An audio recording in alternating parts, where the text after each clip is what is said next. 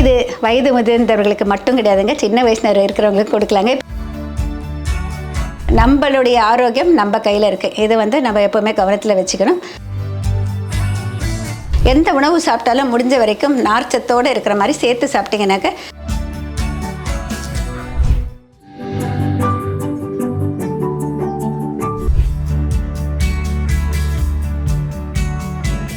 பூங்காற்று நேயர்களுக்கு வணக்கம். நான் மல்லிகா பத்ரிநாத். உங்கள் எல்லாருக்கும் எனக்கு தெரிஞ்சே இருக்கும்னு நினைக்கிறேங்க.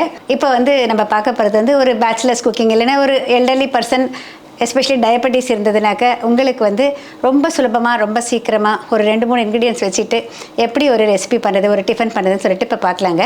இது வந்து சம்பா ரவை ரொட்டி எப்படி பண்ண சொல்லிட்டு பார்க்கலாம். என்னென்ன இன்க்ரீடியன்ஸ் தேவைன்னு இங்கே எடுத்து வச்சுருக்கேன்.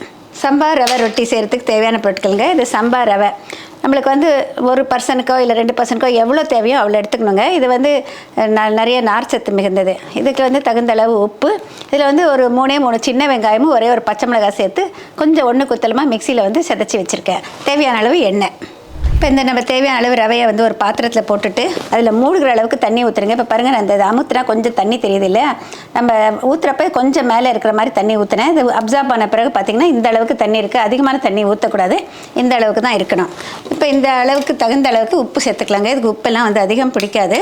ஒரே ஒரு பச்சை மிளகாவும் ஒரு 2-3 சின்ன வெங்காயம் ஒரு ஃப்ளேவருக்காக இதை வந்து லேசாக செதைச்சி வச்சுருக்கேன். இப்போ இதையும் இதோடு சேர்த்துட்டு மிக்ஸ் பண்ணிடலாம். நீங்கள் வேணும்னா லேசாக புளிக்கரைசல் சேர்த்திங்கனாலும் ஒரு டேஸ்ட்டு கொடுக்குங்க. அது எல்லாமே பண்ணலாம். எக்ஸ்ட்ராவாக நீங்கள் வேறு என்ன வேணால் போடலாங்க. இது வந்து எங்கள் தாத்தா வந்து ரெகுலராக சாப்பிடுவாங்க. எங்கள் தாத்தா டயபெட்டிக்கு, எங்கள் பாட்டி வந்து ரெகுலராக செஞ்சு கொடுப்பாங்க. இது வந்து ஒரு நாகப்பட்டினத்துலேருந்து வந்த ஒரு ரெசிபி, எங்கள் பாட்டியோடைய ரெசிபி. இந்த அளவுக்கு இருக்கணும் இந்த தளரை. ரொம்ப கெட்டியாக இருக்கக்கூடாது, ரொம்ப நீர்க்க இருக்கக்கூடாது. இந்த மாதிரி ஒரு கன்சிஸ்டன்சி வச்சுக்கணும். இப்போ இது எப்படி தட்டுறதுன்னு பார்க்கலாம். இப்போ இங்கே தோசைக்கல் காஞ்சிடுச்சிங்க. இங்கே ஒரு கிண்ணத்தில் தண்ணி வச்சுருக்கேங்க. தண்ணியில் வந்து கையை டிப் பண்ணிவிட்டு இப்போ இதில் இங்கே வச்சுருக்கேன் பாருங்கள். நம்மளுக்கு எந்த சைஸ் வேணுமோ அந்த மாதிரி தட்டிக்கலாம். சின்னதாவோ பெருசாவோ நம்ம இஷ்டம்தான். இப்போ இதில் வந்து தட்டுறப்ப நம்ம வந்து கையை வந்து ஈரமாக இருக்கணும். இப்போ இந்த மாதிரி உருட்டிக்கிறேன் பாருங்கள். இப்போ நேரடியாகவே தோசைக்கல்லில் போடணும்.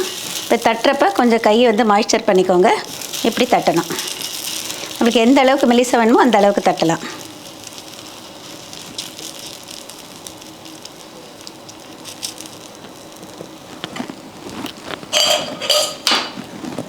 இப்போ இதுக்கு தகுந்த அளவு எண்ணெய் விட்டுக்கலாம். பொதுவாக இந்த மாதிரி ஃபைபர் இருக்கிறதுக்கெல்லாம் அதிகமாக எண்ணெய் பிடிக்காதுங்க. போட்டாலும் நம்மளுக்கு வந்து மேலே இருக்கிற மாதிரி தெரியும். இப்போ இது கீழ்பாகம் நல்லா செவந்த பிறகு திருப்பி போடலாம். நம்ம வேணும்னா ஒரு சின்ன தொலை இப்படி போடலாம், இல்லைனாலும் பரவாயில்லைங்க. இதுக்கு வந்து நாங்கள் வந்து பொதுவாக பார்த்திங்கன்னா இந்த மாதிரி ஒரு ஆனியன் தொக்கு, வெங்காய தொக்கு வச்சுருக்கோம். இதுதான் நாங்கள் வந்து தொட்டுக்க கொடுப்போம். இது ரெண்டும் வந்து காம்பினேஷன் ரொம்ப நல்லாயிருக்கும். இதுலேயே ஒரு சின்ன வேரியேஷன் என்னக்கா, இந்த வெங்காய தொக்கை வந்து ஒரு கிண்ணத்தை எடுத்துகிட்டு நல்லா பொடியாக கட் பண்ணி வைக்கிற வெங்காயம் சேர்த்துட்டு கொஞ்சம் தயிர் போட்டு கலந்துடுவாங்க. எங்கள் தாத்தா அந்த மாதிரி சாப்பிட்டு பார்த்துருக்கேன். அது வந்து இது தொட்டுட்டு சாப்பிடுவாங்க.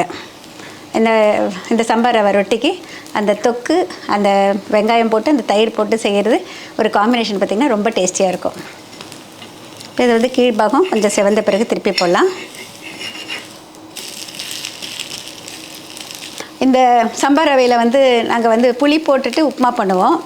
அதே நேரம் வந்து தாத்தாவுக்காக வந்து தயிர் போட்டு உப்புமா பண்ணுவாங்க. அது ஒரு தனி ருசியாக கொடுக்கும் இந்த சம்பா ரவையில். இதில் நான் எதனால் வந்து டயபெட்டிஸ்க்கு நல்லது அப்படின்னு சொல்கிறேன் பாருங்கள். இந்த ரவை பார்த்திங்கன்னா வந்து சம்பா ரவைன்னு சொல்லுவாங்க. நம்ம கோதுமையிலேயே வந்து பார்த்திங்கன்னா கொஞ்சம் டார்க் கலர் கோதுமையில் அவங்க வந்து ரவை மாதிரி உடச்சி வச்சுருப்பாங்க. இதே வந்து சாப்பாட்டு ரவை மாதிரி இருக்கும், அது இன்னும் கொஞ்சம் பெருசாக இருக்கும். அது நிறைய பேர் பார்த்திங்கன்னா டயபெட்டிஸ் இருக்காங்க. அந்த காலத்துலேருந்து நான் பார்த்தது வந்து அவங்க இந்த ரைஸுக்கு பதிலாக இந்த மாதிரி ரவையை வந்து குக்கரில் வேக வச்சு எடுத்துகிட்டு அதுக்கப்புறமா அதிலேயே குழம்பு ரசம்லாம் போட்டுட்டு சாப்பிடுவாங்க. ஏன்னா முக்கியமாக வந்து கிளைசிமிக் இண்டெக்ஸ், அதாவது நம்ம ரத்தத்தில் வந்து குளுக்கோஸை உயர்த்தும் ஒரு குறியீடுன்னு சொல்லுவாங்க. நம்ம ரைஸ் சாப்பிட்டிங்கன்னா உடனடியாக ரத்தத்தில் வந்து அந்த குளுக்கோஸ் ஏறிடும். அதே மாதிரி பார்த்திங்கன்னா நாவுச்சத்து நிறைஞ்சு இருக்கிற எதுவாக இருந்தாலும் அந்த மாதிரி உடனடியாகும். ஆனால் இந்த மாதிரி வந்து நார்ச்சத்து மிகுந்து இருந்ததுனாக்க நம்ம ரத்தத்தில் வந்து அது ஸ்லோ அண்ட் ஸ்டெடியாக ரிலீஸ் ஆகிறப்ப நம்மளுக்கு வந்து கணையத்துலேருந்து இன்சுலின் சுரப்பு கரெக்டாக வர்றப்ப நம்மளுக்கு சரியாக இருக்கும். எந்த உணவு சாப்பிட்டாலும் முடிஞ்ச வரைக்கும் நார்ச்சத்தோடு இருக்கிற மாதிரி சேர்த்து சாப்பிட்டிங்கனாக்க நம்மளுக்கு வந்து உடனடியாக வந்து அந்த ஸ்பைக் வராது. இது இன்னும் கொஞ்சம் வேகணும் பாருங்கள். இப்போ லேசாக செவந்திருக்கு இல்லையா, அந்த மாதிரி தான். ரொம்ப கரகரப்பாக ஆகாதுங்க. ஆனால் கொஞ்சம் நல்லா சாஃப்டாக இருக்கும், ரொம்ப டேஸ்டியாக இருக்கும்.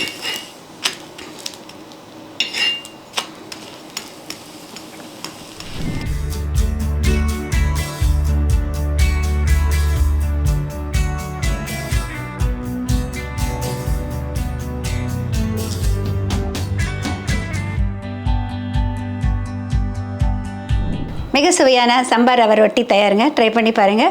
இது எல்லாருக்குமே வந்து ரொம்ப பிடிக்கும். நல்லா சாஃப்டாக இருக்கும். இது வயது முதிர்ந்தவர்களுக்கு மட்டும் கிடையாதுங்க, சின்ன வயசில் இருக்கிறவங்களுக்கு கொடுக்கலாங்க. இப்போ நிறைய பேர் யங்ஸ்டர்ஸ்லேயே வந்து நிறைய பேருக்கு வந்து டயபெட்டிஸ் எல்லாம் வர ஆரம்பிச்சிடுச்சுங்க. நார்ச்சத்து இருக்கிற உணவு சாப்பிட்றப்ப அது வராமல் தடுக்கிறதுக்கு முடியும். ஸ்லோவாக குளுக்கோஸை ரிலீஸ் பண்ணுறதுக்கு நம்ம ட்ரெடிஷ்னல் ஃபுட்டு தான் எப்போவுமே அதுக்கு உகந்தது. இந்த காலத்து ஃபாஸ்ட் ஃபுட்ஸோ இல்லை வேட்டு நாட்டு உணவுகளோ பார்த்திங்கன்னா என்றைக்கோ ஒரு நாள் சாப்பிட்லாம். ஆனால் அது ரெகுலராக ஃபுட்டாக சாப்பிட்றப்போ நிறைய பிரச்சனைகள் அதை ஏற்படுத்துது. அதனால் எல்லாருமே வந்து உணவில் வந்து கவனம் செலுத்தினாலே பாதி அளவுக்கு நம்மளுக்கு பிரச்சனைகள் வராமல் தவிர்க்கலாங்க. எப்போதுமே வந்து நம்மளுடைய ஆரோக்கியம் நம்ம கையில் இருக்குது. இது வந்து நம்ம எப்போவுமே கவனத்தில் வச்சுக்கணும். இந்த சம்பா ரவை ரொட்டி ட்ரை பண்ணி பாருங்கள். பூங்காற்று இது நாளைய நல்வாழ்விற்கான வழிகாட்டி.